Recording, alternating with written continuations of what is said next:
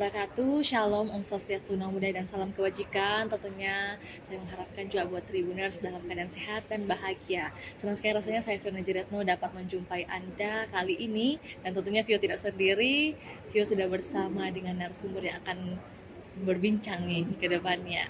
Dan pada kegiatan kali ini tentunya sangat spesial karena kegiatan ini bekerja sama dengan Sekretariat DPRD Kota Makassar. Untuk itu langsung saja kita berbincang dengan Ketua Panitia pada program atau kegiatan pada hari ini. Halo, Assalamualaikum warahmatullahi wabarakatuh. Assalamualaikum warahmatullahi wabarakatuh. Pak Rudianto Lalo Ya. sebagai Ketua DPRD Kota Makassar. Baik. Sudah benar ya Pak? Ya. Dan juga selaku panitia pada Ya. kegiatan hari ini. Pak, mungkin bisa diceritakan sedikit atau dijelaskan kegiatan seperti apa sih yang akan dilakukan pada hari ini? Kegiatan hari ini adalah beda buku. Oke. Beda buku Aliansi Demokrasi Rakyat, yang mana Aldera ini adalah organisasi mahasiswa yang dibentuk oleh Bang Pius Dusri Lanang, saat ini anggota BPKRI.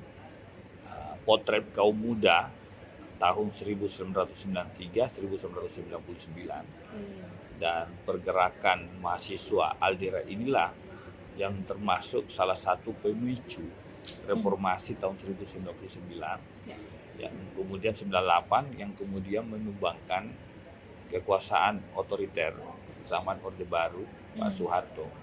Dan ini yang kita bedah bagaimana potret perjalanan perjuangan Bang Pius pada era reformasi yang berhasil menumbangkan Orde Baru, dalam hal ini Presiden Soeharto, yang kemudian hari ini kita menikmati. Kita menikmati karena dari era otoriter menjadi era demokrasi.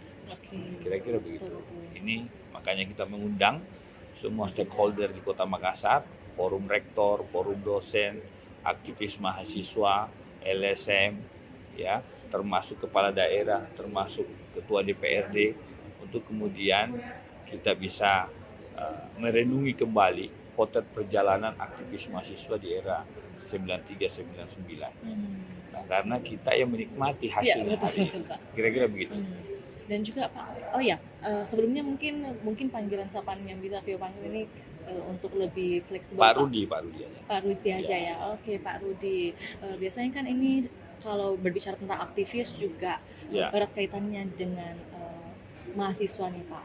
Apalagi juga terkait pada momen kali ini peluncuran buku dari Aliansi Demokrasi Rakyat sendiri. Bapak juga dikenal dengan sapaan anak rakyat ya Pak. Itu bisa dijelaskan sedikit Pak, gimana sih kronologinya bisa hingga mendapat julukan atau panggilan seperti itu? Itu kan perjuangan kita kan semua penyelenggara pemerintahan untuk rakyat kan.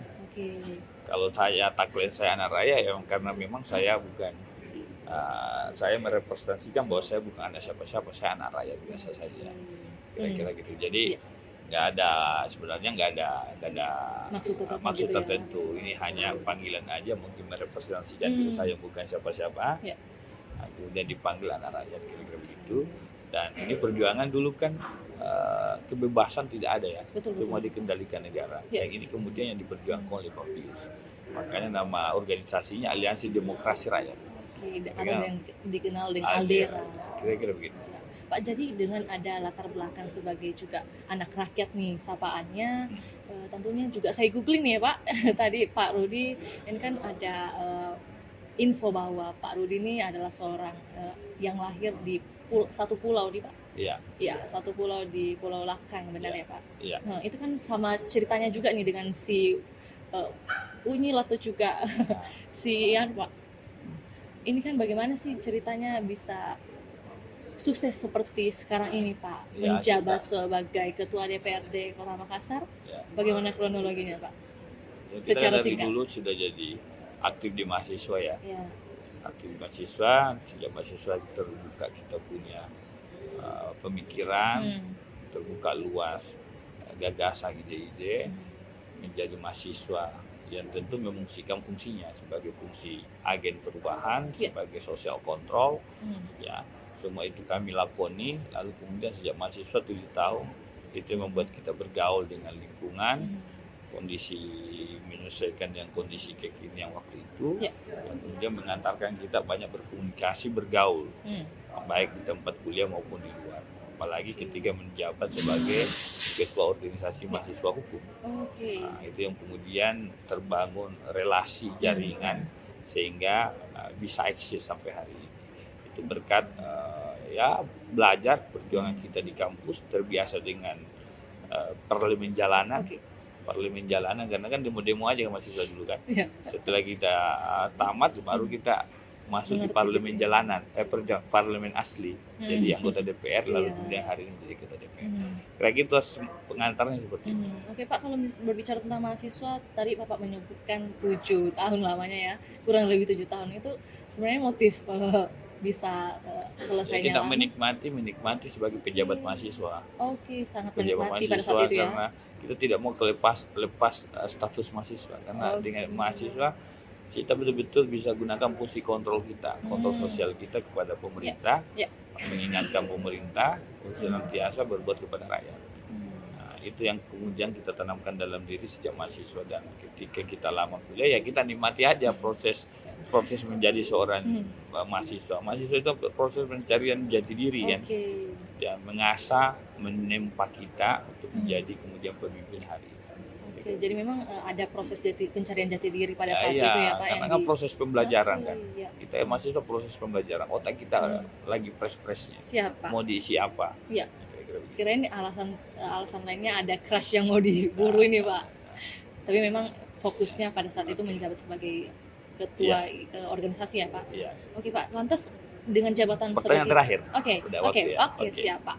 Lantas dengan jabatan sebagai ketua DPRD nih Pak, saat ini jiwa-jiwa aktivis mahasiswa tentu. masih ada? Tentulah mahasiswa dalam proses idealisme dijaga, memperjuangkan aspirasi masyarakat, ya kan? Ya. Ada kebijakan negara kita yang tidak berpihak kepada masyarakat, kita ingatkan pemerintah. Sekarang kita udah masuk lingkungan pemerintah, ya tentu harus lebih memperjuangkan lagi masyarakat. Mendengar juga yang suara-suara masyarakat. Bukan hanya mendengar, tapi mengimplementasikan, membawa aspirasi masyarakat itu untuk kita realisasikan.